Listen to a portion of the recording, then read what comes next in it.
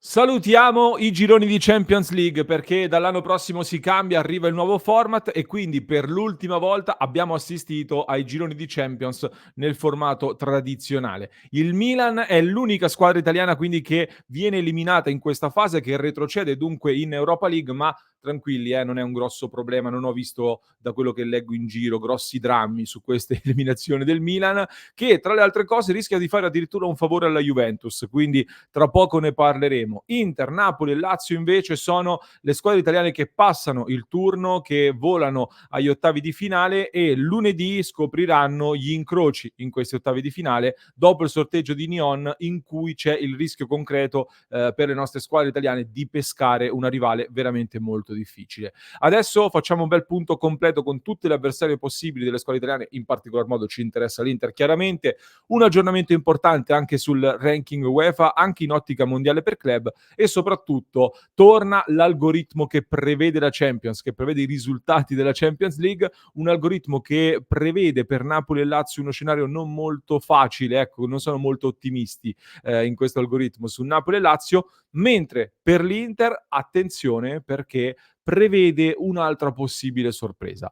Ne parliamo in questo episodio. Ben ritrovati amiche ed amici passioni interisti, vi invito subito a lasciare un mi piace e se non l'avete ancora fatto iscrivetevi al canale, così non vi perdete neanche uno dei nostri contenuti, approfondimenti che vi portiamo ogni giorno. Clic subito sul tasto iscriviti, mi raccomando. Partiamo innanzitutto dall'elenco quindi delle squadre che parteciperanno agli ottavi di finale, ricordando che questo elenco sarà diviso in due fasce, la prima e la seconda fascia. Le teste di serie sono quelle che hanno vinto i propri gironi, dall'altra parte invece ci saranno le seconde classificate come l'Inter appunto, e verranno incrociate prime contro seconde quindi in questo girone. Seconda cosa da tenere a mente: non si potranno affrontare squadre della stessa nazione, quindi non si possono affrontare due spagnole, due tedesche, due italiane, eccetera eccetera, e non si potranno affrontare nemmeno squadre che arrivano dallo stesso girone, quindi Real Sociedad e Inter per esempio non si possono incrociare. Andiamo a vedere allora qual è l'elenco delle squadre che parteciperanno agli ottavi di finale. L'Inter va in seconda fascia, quindi dalla prima fascia l'Inter rischia di pescare Bayern, Arsenal, Real Madrid, Manchester City, Atletico Madrid, Barcellona o Borussia Dortmund. Queste sono le possibili avversarie dell'Inter. C'è poi la Real Sociedad anche, che come detto però non può essere incrociata dall'Inter. Nella seconda fascia invece ci sono Copenaghen, Napoli, Lipsia, PSV Eindhoven, l'Inter appunto, Lazio, Porto e PSG. Queste sono quindi le 16 partecipanti agli ottavi di finale che parteciperanno al sorteggio che si terrà lunedì 18 dicembre alle ore 12. Noi su Passione Inter saremo in diretta dalle 11, quindi vi aspettiamo per seguire il sorteggio insieme a noi. L'Europa League invece sarà sorteggiata alle 13, ma a noi interisti questo non interessa. E non so voi, ma rimettendo per chi ci segue in video l'elenco delle squadre qualificate, non so voi, ma io tra queste, se possibile, cercherei di evitare Manchester City, Real Madrid e Bayern Monaco. Con le altre so che sarà comunque difficile, è comunque la Champions League, ma secondo me ce la giochiamo. Attenzione in particolare al Borussia Dortmund, perché il Borussia Dortmund non può affrontare il Lipsia, non può incrociare il PSG, quindi essendoci 3 squadre italiane in seconda fascia, ci sono buone probabilità che il Borussia peschi un'italiana, così come però ci sono ottime probabilità che si incrocino almeno una squadra spagnola e una italiana. Quindi un incrocio Italia-Spagna è veramente molto molto probabile e vedremo quello che verrà fuori. Che cosa ci dice l'algoritmo prima dei sorteggi, prima di sapere quali saranno gli ottavi di finale? Andiamo sul sito Opta Analyst, il sito di Opta che raccoglie tantissime statistiche, tantissime analisi su tutte le squadre del mondo e ci fornisce tanti dati molto utili.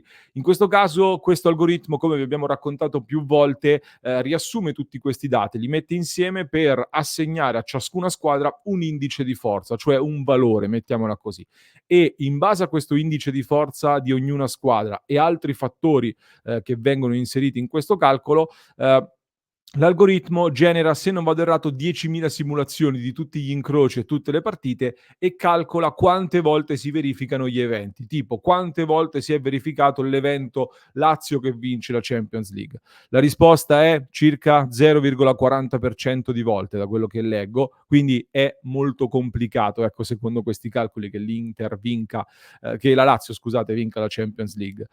Un po' meglio il Napoli, che va a 1,69%, 10% di queste 10.000 simulazioni, mentre più su c'è la Real Sociedad che grazie al fatto che, si trova in prima fascia è addirittura al 3,66%. Quindi la grande sorpresa di questa Champions, la Real Sociedad, ha anche delle possibilità di vincere. Salendo, andiamo sempre più su, in classifica, e arriviamo all'Inter, l'Inter che in queste simulazioni vince nel 6,98% dei casi, quindi, l'Inter parte da quinta in questa simulazione. Più probabile dell'Inter, diciamo solo le vittorie di Arsenal, Bayern Monaco, e Manchester City, oltre al Real Madrid. Quindi Arsenal, Bayern Monaco, Real Madrid e Manchester City. Manchester City che ancora una volta è la grande favorita con il 27,17% di eventi Manchester City vincente su queste 10.000 simulazioni. Quindi ancora una volta il City molto in alto. Quindi che l'Inter superi gli ottavi di finale di Champions viene dato al 49,85%, circa metà e metà, siamo lì al 50 e 50. Chiaro che dipenderà poi da chi peschi, ecco, ovviamente. Tendenzialmente però l'algoritmo diciamo che ci vede sfavoriti se peschiamo il Manchester City, il Real Madrid, il Bayern e appunto l'Arsenal un po'. Con queste l'algoritmo ci vede sfavoriti, mentre possiamo giocarcela con le altre, quindi con Atletico Madrid, Barcellona e Borussia Dortmund. Più o meno sono d'accordo, più o meno ci sta secondo me come previsione e come interpretazione. Lunedì poi dopo il sorteggio chiaramente faremo un aggiornamento anche di questo algoritmo, alla luce di quelli che saranno gli accoppiamenti emersi.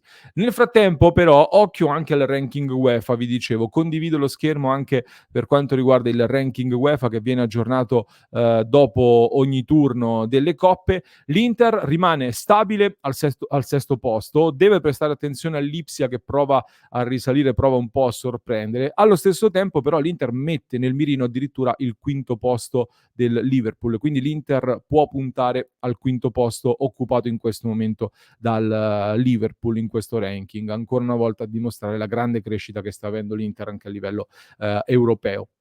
Grazie anche ai risultati dell'Inter, chiaramente l'Italia ora sale invece al secondo posto nel ranking per nazioni. C'è questo ranking che riguarda l'andamento delle squadre di ogni nazione nelle coppe europee. L'Italia sarà l'unica squadra ad avere 7 squadre su 7 in questa fase di eliminazione diretta di tutte le competizioni europee, Conference, Europa League e Champions League. E perché è importante arrivare nei primi due posti di questo ranking per nazioni? Perché le prime due avranno 5 squadre in Champions l'anno prossimo, quindi il campionato sarà premiato con un posto in più in Champions League.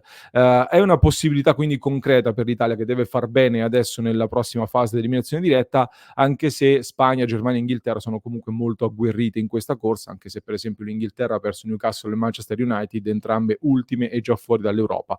Quindi l'Italia ha buone possibilità di raggiungere questo risultato molto molto importante. E a proposito di ranking, andando in chiusura, vi dicevo di una novità in ottica anche mondiale per club e di un possibile assist da parte del Milan per la Juventus. Perché?